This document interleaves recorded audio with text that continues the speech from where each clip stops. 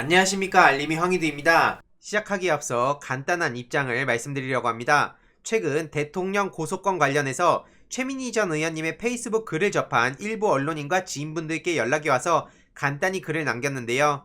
지난 총선 기간 동안 이명박 재단 국민의힘 곽상도 의원의 고소 고발을 당했고 이후 기소돼서 재판 과정에서 검찰은 징역 2년을 구형했습니다. 이런 상황에 저의 개인적 견해들은 밝히지 않는 게 맞을 듯 하고요. 묵묵히 제 역할을 하도록 하겠습니다. 방금 전에 단독으로 오세훈 서울시장 취준생 유튜버 비서 채용했는데 굉장히 논란의 인물이었다는 사실이 드러났습니다. 선거 끝나고 계속해서 논란이 터지고 있는데 언론에선 이런 문제들에 대해서 얼마나 보도를 하고 있습니까? 내용을 요약해보면 보수 성향이 강한 취업준비생 유튜버를 비서로 영입했다는 건데 이렇게 보수 성향이 강한 이라고 보면 그럴 수 있지 않나? 라고 생각할 수 있지만 메시지 비서라는 이름의 별정직 공무원으로 채용을 했는데 오세훈 시장과 시민의 소통을 잇는 메신저 역할이라고 하죠. 연설문 초안 등의 작성을 담당한다고 하는데 문제는 업무 경력을 인정하기 어려운 취업준비생을 별정직 공무원으로 채용하는 사례는 드물기에 내부에서도 비판의 목소리들이 나오고 있다는 겁니다. 취준생 유튜버를 가까이에 두고 2030과 소통을 강화한다는 얘긴데 명분만 좋죠. 이 사람이 과거에 올렸던 영상들을 보면 어떤 생각이 드십니까? 그래도 납득이 안 가시면 이걸 그대로 뒤집어 보면 저들이 어떻게 보도했을까요? 이에 서울시 관계자도 극우 유튜버의 편향된 시각으론 균형적인 시정 메시지를 전달하는데 한계가 있지 않겠냐? 누군가는 양비론을 펼치면서 민주진영 유튜버도 똑같은 거 아니냐? 라고 생각하실 수 있지만 저런 식으로 문씨 타령하는 것과 이런저런 비판을 주고받는 것이 같다고 보는 사람은 없을 거라 생각하겠습니다.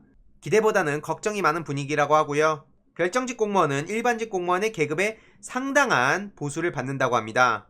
이에 네티즌들은 저런 사람을 시장이라고 선출한 게 잘못된 거 아니냐 이런 얘기도 있지만 뽑은 사람을 탓해선 안 된다고 개인적으로 생각을 하고요. 다른 걸 다 떠나서 김어준 총수한텐 정치적 편향성 지적하면서 그런 행동하면 내로남불 아니냐, 그냥 가족을 비서로 채용하지 그러냐, 이런 비판의 목소리들이 이어지고 있습니다. 실제로 김어준 총수 계속해서 저쪽에선 건드리고 조롱하고 깎아내리고 야당, 언론 계속해서 집중 타격하고 있지 않습니까? 그런데 오늘 보수 언론이 이재명 고졸자 1,000만원 줘서 세계여행 보내자 완전 왜곡 보도를 했다고 계속해서 팩트 체크를 하고 조목조목 지적을 하고 있습니다. 그러니까 저들 입장에선 꼴보기가 싫겠죠.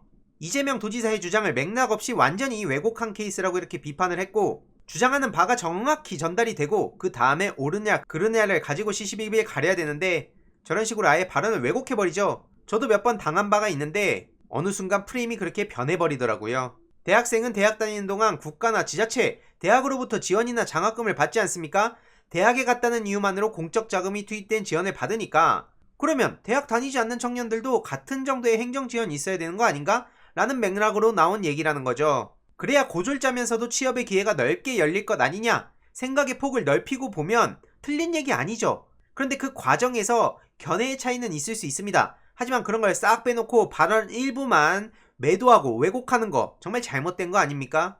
김어준 총수도 이재명 도지사의 이런 문제제기는 아주 잘한 거라고 생각한다고 입장을 밝혔고 김어준 총수가 이렇게 계속해서 사실을 왜곡하는 걸 바로바로 잡으니까 더 눈에 거슬리는 사람들이 있겠죠. 네티즌들은 팩트에 근거해서 제발 보도 좀 해라. 김어준 말 들어보면 모두 팩트와 취재와 객관적 근거를 가지고 말하는데 물론 모든 게 절대선이고 절대 진리라는 얘기가 아니죠.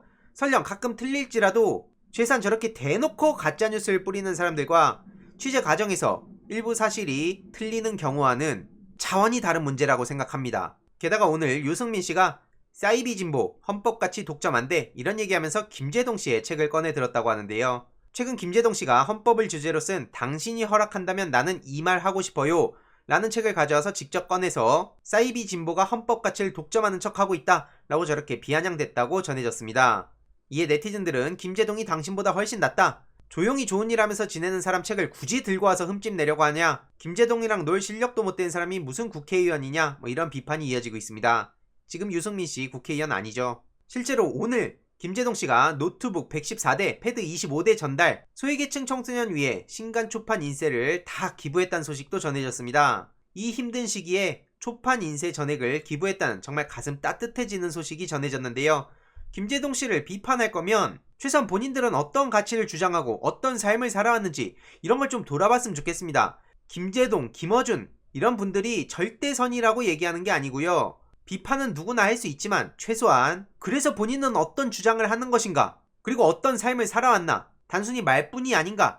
이런 걸 돌아봐야 된다는 얘기를 하는 겁니다. 아무튼 저도 김제동과 어깨동무를 계속해서 후원을 하고 있는데 앞으로도 더 큰 일을 할 수 있을 거라 생각하며 꾸준히 소식 전해드리도록 하겠습니다. 이번 내용도 유익했다면 구독, 좋아요, 알림 설정, 멤버십 가입 정말 큰 힘이 된다는 점 말씀드리고 싶습니다. 이번 내용도 주위에 널리 공유 부탁드립니다.